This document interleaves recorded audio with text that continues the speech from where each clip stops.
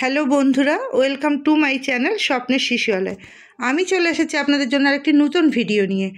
এটি হচ্ছে আমাদের এই মার্চ মাসের ইসিসি ডে আমরা কিভাবে পালন করব এবং কি কি দপ্তর থেকে কি কি বিষয় থিম এলো, যে কোনগুলো আমাদের কেন্দ্রে আলোচনা করতে হবে এবং কিভাবে পোষণ টেকারে তুলব সে বিষয়ে আমি এখানে আপনাদের বলছি। আপনারা একটু দেখে নিন।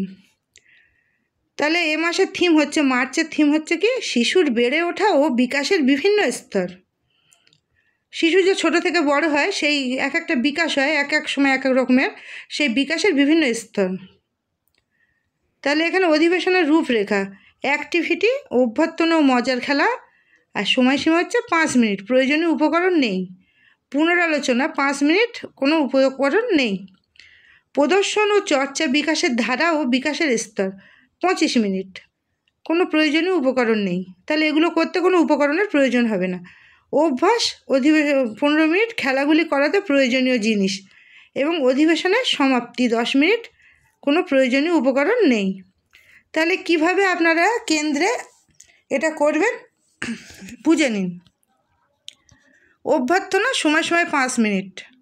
তাহলে আপনি কি করবেন, প্রত্যেক অভিভাবককে সবাইকে স্বচ্ছন্দ বোধ করানোর জন্য প্রাথমিক কিছু আলাপ আলোচনা করে নেবেন। তাহলে কি, সবাইকে স্বচ্ছন্দ বোধ করানোর জন্য প্রাথমিক কিছু আলাপচারিতা করে নেবেন। অভিভাবকদের সঙ্গে যে শিশুরা এসেছে তারা নিজেদের পছন্দ মতো 4টি কোণে খেলায় ব্যস্ত থাকবে এবং সহায়িকা তাদের দেখাশোনা করবেন। উপস্থিত সকল অভিভাবককে বৃত্তাকারে বসতে অনুরোধ করবেন এবং কর্মী নিজেও তাদের সঙ্গে বসবেন। প্রত্যেক অংশগ্রহণকারী একে অপরের সঙ্গে পরিচিত হবেন। মজার খেলা: উপস্থিত অভিভাবকদের নিয়ে অঙ্গনারী কর্মী একটি মজার খেলা খেলাবেন। কেন্দ্রে উপস্থিত শিশুরা খেলতে ইচ্ছুক হলে তাদেরকে ওই খেলায় নেওয়া হবে। অভিভাবকদের 3টি দলে ভাগ করা হবে। 3টি দলের মধ্যে 2টি দল পরস্পরের মুখোমুখি হয়ে লাইন করে দাঁড়াবে। 2টি দলকে হাত উপরে তুলতে বলুন এবং উল্টো দিকে দাঁড়ানো সঙ্গীর হাত ধরতে বলুন, যাতে এইভাবে একটি টানেল বা সুড়ঙ্গ তৈরি হয়। এবার তৃতীয় দলটিকে ওই সুড়ঙ্গ বা টানেলের মধ্য দিয়ে যাওয়ার চেষ্টা করতে হবে। পরের ধাপে দ্বিতীয় ও তৃতীয় দল সুড়ঙ্গ না টানেল তৈরি করবে, কিন্তু এবার অংশগ্রহণকারীরা এসে একে অপরের হাত ধরবেন। প্রথম দল ওই সুড়ঙ্গ বা টানেলের মধ্য দিয়ে যাবে। খেলা শেষে অঙ্গনারী কর্মী অংশগ্রহণকারীদের চিন্তা করতে বলবেন এবং খেলার কোন অংশটি তাদের সবচেয়ে ভালো লেগেছে তা জানতে চাইবেন। এবার তিনি অংশগ্রহণকারীদের কাছে জানতে চাইবেন যে এই খেলাটির জন্য শিশুদের কোনো দক্ষতার প্রয়োজন বলে তারা মনে করেন। পুনরালোচনা, সময়সীমা 5 মিনিট। উপস্থিত সকল অভিভাবকদের সঙ্গে গোলে বসে কর্মী আগের অধিবেশনের বিষয়বস্তু সম্পর্কে আলোচনা করবেন। যেমন অভিভাবকরা বাড়িতে শিশুদের সঙ্গে কি কি অ্যাক্টিভিটি করেছেন, সেখানে শিশু কতটা অংশগ্রহণ করেছে, কাজটি শিশু নিজে নিজে কতটা করতে পেরেছে, কাজটি করার সময় শিশু অভিভাবকরা কি কোনো সমস্যার সম্মুখীন হয়েছেন, এগুলো আপনি প্রশ্ন করবেন অভিভাবকদের।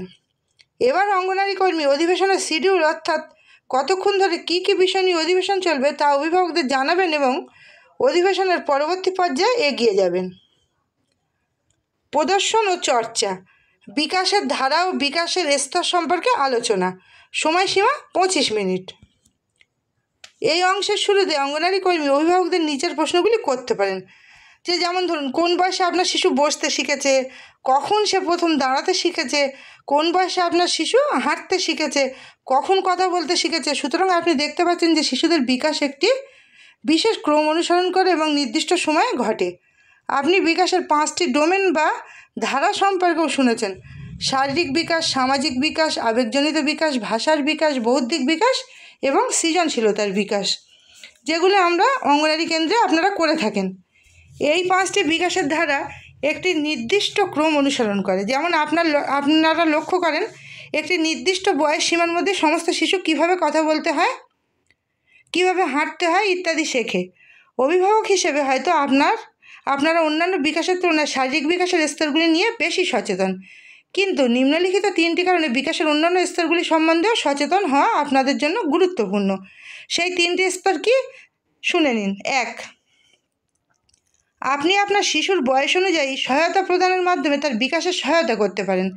একজন অভিভাবক হিসেবে আপনি যখন আপনার সন্তানের বিভিন্ন বিকাশের স্তর সম্পর্কে সচেতন হবেন, তখন তার বিকাশের স্তরের সাথে সামঞ্জস্য রেখে তার সঙ্গে বিভিন্ন অ্যাক্টিভিটি করতে পারবেন এবং তাতে আপনার প্রত্যাশাও বাস্তবসম্মত হবে।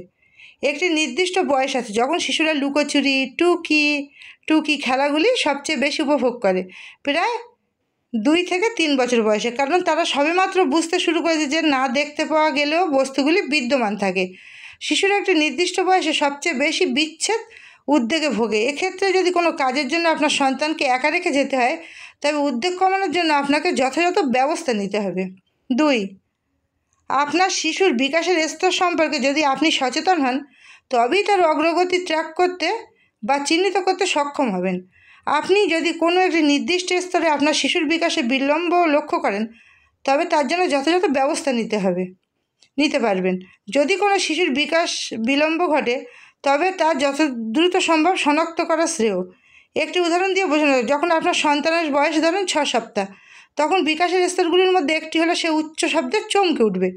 যদি আপনার শিশু তেমন না করে, তবে তার শ্রবণ সংক্রান্ত সমস্যা হওয়ার সম্ভাবনা রয়েছে এবং আপনাকে সেই বিষয়ে ব্যবস্থা নিতে হবে, ডাক্তারের পরামর্শ নিতে হবে। 3, শিশুর বিকাশে কোনো বিলম্ব চিহ্নিত করতে পারলে আপনি সহায়তার জন্য ডাক্তারের কাছে যাবেন। আপনি কর্মীর সঙ্গে কথা বলতে পারেন এবং তিনি আপনাকে পরবর্তী পদক্ষেপের জন্য পরামর্শ দিতে পারেন। উদাহরণস্বরূপ, আপনি যদি তার কাছ থেকে কোনো ধরনের সমস্যা নিয়ে আসেন, তাহলে তিনি আপনাকে নির্দেশনা দিতে পারবেন এবং কীভাবে বিশেষজ্ঞের সহায়তা এবং সাহায্য পেতে পারেন সেগুলো হচ্ছে, অঙ্গনওয়াড়ি কর্মী দিদিকে যদি গার্জেনরা জানান বা অভিভাবকরা, তাহলে তারা সেই বিষয়ে তাদের পরামর্শ দিতে পারবেন। যেমন বয়স উপযোগী বিকাশ উন্নীত করা, অভিভাবকের বিকাশের স্তরগুলি সম্পর্কে জানার প্রয়োজনীয়তা, বিলম্ব ঘটলে উপযুক্ত সহায়তা প্রাপ্ত হওয়া, বিকাশের বিলম্ব চিহ্নিত করতে পারা, কেন্দ্রে বিশেষ চাহিদা সম্পন্ন শিশু থাকলে যা যা মাথায় রাখা প্রয়োজন। একটি শিশুকে যখনই আমরা বিশেষ চাহিদা সম্পন্ন বলবো, তখন কোনো চিকিৎসক বা স্বাস্থ্যবিদ বিভিন্ন পরীক্ষা নিরীক্ষার পর তাকে বিশেষ চাহিদা সম্পন্ন হওয়ার সার্টিফিকেট দেবেন, তবেই সে বিশেষ চাহিদা সম্পন্ন শিশু হিসেবে গণ্য হবে। কোনো শিশুকে নিয়ে মনে চিন্তা থাকলে তার পরিবারকে সঙ্গে সঙ্গে নিম্নলিখিত প্রতিষ্ঠানগুলির মধ্যে যে কোনো একটিতে যাওয়ার পরামর্শ দেবেন, যেমন এক প্রাথমিক স্বাস্থ্যকেন্দ্র, জেলার প্রাথমিক পরিষেবা কেন্দ্র, জেলা বা রাজ্যের কোনো হাসপাতাল। পাশাপাশি শিশুর পরিবারকে আশা কর্মীর সঙ্গে যোগাযোগ করার পরামর্শ দেওয়া প্রয়োজন। তাহলে কেন্দ্রে যেভাবে আমরা শিশুদের সহায়তা করতে পারি, সেভাবে কি, যে সকল শিশুদের শুনতে অসুবিধা আছে বা কথা বলার সময় তাদের দিকে তাকান, যাতে তারা আপনার ঠোঁটের নড়াচড়া, অঙ্গভঙ্গি এবং মুখের অভিব্যক্তি পড়ে বুঝতে পারেন। তারপরে হচ্ছে, শিশুর সাথে স্বাভাবিক সুরে কথা বলুন, চিৎকার করবেন না বা জোরে কথা বলবেন না, কারণ এটি আপনার ঠোঁটের নড়াচড়ার পরিবর্তন আনবে, ফলে শিশুর ঠোঁট পড়তে অসুবিধা হবে। শিশুকে আপনার কাছাকাছি বসান, যাতে আপনি বুঝতে পারেন শিশুটি আপনার কথা শুনতে এবং বুঝতে পারছে কি না। সরল, সহজবোধ্য, সাবলীল ভাষায় শ্রেণী পরিচালনা এবং যথাসম্ভব কথার পুনরাবৃত্তি করা প্রয়োজন, যাতে শিশুর বুঝতে কোনো সমস্যা না হয়। দৃষ্টিহীন বা কমজোর দৃষ্টি, যে সকল শিশুর দৃষ্টিগত প্রতিবন্ধকতা থাকা শিশুরা জিনিসপত্র ধরতে এগিয়ে আসে না, কারণ তারা চোখে দেখতে পায় না। অতএব আপনাকে তাদের হাতে বস্তুগুলি দিতে হবে বা এমন কোথাও রাখতে হবে যাতে তারা স্পর্শ করতে পারে এবং অনুভব করে শনাক্ত করতে পারে এবং বুঝতে পারে এটা কী। শিশুকে বস্তু সম্পর্কে কথা বলতে এবং তাদের বর্ণনা করতে উৎসাহিত করুন। প্রশ্ন করুন, এই বস্তুর আকৃতি কী? এটা গোলাকার নাকি বর্গাকার, না এটি লম্বা না সরু, এটা শক্ত না নরম, ইত্যাদি। শিশুর সাথে কথা বলুন এবং তার চারপাশে কী ঘটছে তাকে বলুন। পাঠের বিষয়গুলো যথাসম্ভব বোর্ডে স্পষ্ট বড় করে লেখা দরকার, এতে শিশুর দেখতে সুবিধা হয়। যে সকল শিশু জ্ঞানভিত্তিক সীমাবদ্ধতা আছে, পরিষ্কারভাবে এবং ধীরে ধীরে কথা বলুন। শিশুর সাথে কথা বলার সময় সহজ ভাষা ব্যবহার করুন। অ্যাক্টিভিটিগুলি ছোট ছোট ধাপে ভাগ করুন। প্রতিটি ধাপ শিশুর সামনে স্পষ্টভাবে ব্যাখ্যা করুন এবং তাকে এটি করতে সহায়তা করুন। কর্মী দিদি যদি এই সহায়তাগুলো না করে, তাহলে শিশু কিছুই বুঝতে পারবে না। প্রতিটি শিশুকে কোনো কিছু ধারণা দিতে সাহায্য করার জন্য আপনাকে আলাদাভাবে তাকে সময় দিতে হবে। শিশু যাতে সঠিকভাবে বুঝতে পারে, সেই জন্য আপনাকে একই ধারণা বিভিন্নভাবে কয়েকবার ব্যাখ্যা করতে হতে পারে। শিশু আগের দিন ব্যাখ্যা করা ধারণাগুলি পরের দিন ভুলে যেতে পারে, সেক্ষেত্রে ধৈর্য ধরতে হবে। শিশুর উপর বিরক্ত ভাব বা রাগ করা কিন্তু চলবে না। কেন্দ্রে বিশেষ চাহিদা সম্পন্ন শিশুদের সহায়তা করার জন্য আরও কিছু কৌশল। কেন্দ্রের কার্যক্রমে যথাসম্ভব ইন্দ্রিয়ের ব্যবহার করতে হবে। শিশুদের ছোট ছোট দলে ভাগ করে কাজ দিতে হবে। শিশুদের কোনোভাবেই শারীরিক ও মানসিক শাস্তি দেওয়া যাবে না। তারা যাতে বাকি শিশুদের সাথে অন্তর্ভুক্তমূলক শিক্ষা পেতে পারে, তার জন্য মানসিকভাবে একজন কর্মীকে ইতিবাচক হতে হবে। কেন্দ্রের পরিবেশ এমন করতে হবে যাতে তার সহপাঠীরা তাদের বন্ধু মনে করেন। এই শিশুদের অপারগতার জন্য কখনো তিরস্কার না করে, উপহাস না করে, সবসময় তাদের যেন উৎসাহিত করা দরকার। তাদের ক্ষমতা এবং দক্ষতার উপর জোর দিন এবং তাদের সহায়তা করার জন্য কী কী করা যেতে পারে তা বোঝার চেষ্টা করুন, যাতে তারা কেন্দ্রের বিভিন্ন কাজে অংশগ্রহণ করতে পারে, যা তাদের শিখতে এবং বিকাশে সহায়তা করবে। তাদের পারিবারিক বিষয়ে বেশি করে খোঁজ খবর নিতে হবে, যাতে অভিভাবকেরা কর্মীদের প্রতি আশ্বস্ত হন এবং শিশুদের শিক্ষাকেন্দ্রে এগিয়ে নিয়ে যেতে উৎসাহিত হন। নিয়মিত ও সময় মতো শিশুকে সেন্টারে পাঠাতে অভিভাবকদের উৎসাহিত করা দরকার। কেন্দ্রে শিশুর বিকাশ সম্পর্কে পরিবারকে প্রতিনিয়ত জানাতে থাকুন এবং বাড়িতে শিশুটির প্রয়োজনীয় সহায়তা প্রদানে পরিবারকে সাহায্য করার জন্য শিশু পরিবারের সাথে নিয়মিত যোগাযোগ রাখুন। এগুলো হলো বিশেষ চাহিদা সম্পন্ন শিশুদের জন্য। তারপর হচ্ছে আপনার খেলা শুধু খেলা নয়, খেলা দিয়ে শেখা যায়। অভ্যাস, সময়সীমা, অধিবেশন শেষ করার আগে হোম বেসড প্যাকেজে যে অ্যাক্টিভিটিগুলো উল্লেখ করা আছে তার মধ্যে থেকে কিছু অ্যাক্টিভিটি সম্পর্কে অঙ্গনারী কর্মী অভিভাবকদের সাথে আলোচনা করবেন।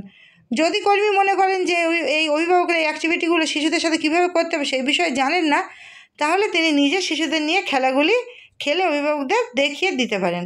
অ্যাক্টিভিটিগুলো হলো কি, ঝুড়িতে বল ছোড়া, ছবিতে দানা বসানো, জল ঢালা, মাপা, ব্যাঙ ও খরগোশের মতো লাফানো। এই মাসের অধিবেশন শেষে এলাকার সাধারণ মানুষ, অভিভাবক, স্থানীয় শিল্পীদের নিয়ে স্বল্প খরচে কিছু খেলনা তৈরি করা হবে। অধিবেশনের সমাপ্তি, সময়সীমা হচ্ছে 10 মিনিট। কর্মশালা শেষ করার আগে অংশগ্রহণকারীদের থেকে 3-2-1 পদ্ধতিতে ফিডব্যাক নিন। 3টি জিনিস যা আজ শিখলেন, 2টি জিনিস যা আপনাদের করতে হবে, 1টি জিনিস যা আপনি অন্যান্য অভিভাবকদের জানাতে চান। একে একে তাদের বলুন এবং বুঝিয়ে দিন। এবার অংশগ্রহণকারীদের ধন্যবাদ জানিয়ে সবাই মিলে হাততালি দিয়ে কর্মশালাটি শেষ করুন। তারপর অভিভাবকদের জন্য যে ক্যালেন্ডার আছে, আপনারা সেই ক্যালেন্ডারটি যে ইসিসি গ্রুপ আছে আপনার শিশুদের নিয়ে 3 থেকে 6 বছরের, সেই গ্রুপে পাঠিয়ে দিন। দিয়ে কর্মীরা বলুন যে অভিভাবকদের বলুন যে তারা যাতে ঠিকঠাক করে এই কাজগুলো করে। আপনি মাঝে মাঝে তাদের খোঁজ নিন, তাদের বলুন বুঝতে না পারলে ফোন করতে এবং গ্রুপে লিখে দিতে কী সমস্যা হচ্ছে, এবং আপনি তাদেরকে ভালো করে বুঝিয়ে দিন। তারা যদি কোনো সমস্যায় পড়ে আপনি তাদের বারবার প্রশ্ন করুন, তাদের জিজ্ঞাসা করুন যে আপনাদের কী সমস্যা, তাদের আশ্বস্ত করুন তারা যেন জিজ্ঞাসা করতে কুণ্ঠাবোধ না করে। এইভাবে আপনি কর্মশালাটি শেষ করবেন। তারপর আপনি পোষণ ট্র্যাকারে কীভাবে আপনি এটি তুলবেন সেটি দেখে নিন। এই সিবিইতে আপনার এটা কিভাবে আপলোড করবেন দেখে নিন। ইসিসির এই কর্মশালাটি শেষ করার পর আপনি সিবিইতে কিভাবে সেটি আপলোড করবেন। প্রথমে আপনি পোষণ ট্র্যাকার অ্যাপ খুলবেন, তারপর আপনি মোর অপশানে যাবেন। মোর অপশানে ক্লিক করার পর আপনি ইভেন্টে যাবেন। ইভেন্টে গিয়ে আপনি সিবিইতে ক্লিক করবেন। সিবিইতে ক্লিক করার পর click on add CB option আসবে। সেই অপশানে আপনি ডেট বসাবেন, যেদিন আপনার ইসিসি, যেমন 17/3/25 তারিখে ইসিসি আছে, আপনি সেই ডেটটি বসাবেন। ডেটটা বসানোর পর আপনি সিলেক্ট থিম আসবে, আপনার সেখানে থিম আসবে, সেখানে আপনি getting ready for pre school at anganwadi centre বসিয়ে দেবেন। 4টে অপশান আসবে, সেই অপশানে আপনি সেখানে এই যে 1, 2, 3, 4 নম্বরে আপনার আছে getting ready for pre school at anganwadi centre. এই থিমটা আপনি সিলেক্ট করবেন। সিলেক্ট করার পর ওখানে আপনার 3rd Monday of the month, মাসের 3য় সোমবার, getting ready for pre school at anganwadi centre option আসবে। সেখানে ক্লিক করে সাবমিট করে প্রসেস করবেন। প্রসেস করার পর আপনার সেখানে সাবমিট করবেন। সাবমিট করার পর আপনার রেকর্ড অ্যাডেড সাকসেসফুলি হবে। তাহলে আপনি বুঝলেন যে কীভাবে পোষণ ট্র্যাকারে আপলোড করতে হবে এবং সিবিইতে কীভাবে সিবিইটা কীভাবে আপনার কমপ্লিট হয়ে যাবে সেটি আপনি বুঝলেন। তাহলে আজকে ভিডিওটি ছিল এই পর্যন্ত। যদি আপনাদের ভালো লেগে থাকে লাইক, কমেন্ট এবং শেয়ার করে আমার চ্যানেলটিকে সাবস্ক্রাইব করুন এবং আমার পাশে থাকুন, সাথে থাকুন। এবং পরবর্তী ভিডিও আসছে, আপনি কেন্দ্রে কিভাবে ইসিসি নিয়ে মিটিং করবেন এবং ইসিসির খাতা কিভাবে লিখবেন সে বিষয়ে আপনারা অপেক্ষা করুন। ধন্যবাদ।